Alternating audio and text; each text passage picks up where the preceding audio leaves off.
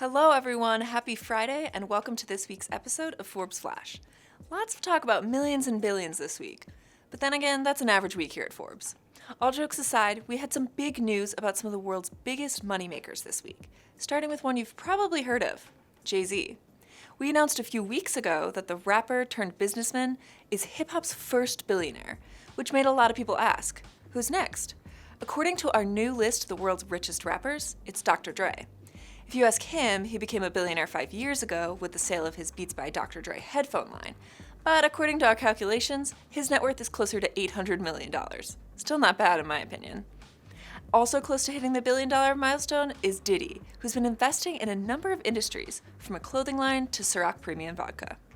Not to leave anyone out, Kanye West and Drake round out the list of the 5 richest hip-hop moguls in the world. Moving on from hip-hop to politics, I know, a seamless transition. Let's talk about the results of a new survey that asked millionaires how they feel about 2020 candidates. Former Vice President Joe Biden is apparently the only Democrat those surveyed soundly preferred in a contest against Donald Trump, 53% to 39%. Indiana Mayor Pete Buttigieg also beats Trump in the survey, but just by 1%. Senators Bernie Sanders, Kamala Harris, and Elizabeth Warren all lose to Trump in the survey. But take these numbers with a grain of salt. The company that conducted the survey cautions that wealthy voters might be underreporting support for Trump in 2020 as they did in 2016. Our next story is about millions, but not dollars. Cars. Ford Motor Company said Wednesday that it's recalling 1.2 million Ford Explorers, along with thousands of other vehicles, over safety concerns. The issue?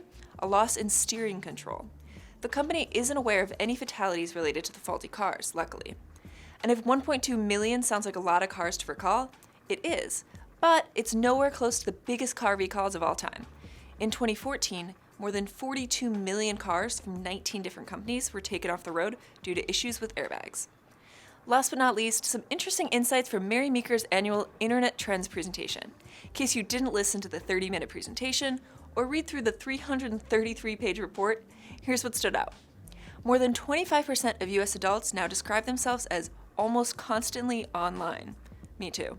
Keep an eye on the rise of freemium subscription business models, and we can't ignore the challenge of moderating bullying, harassment, and violent extremism on platforms like Twitter, Facebook, and YouTube.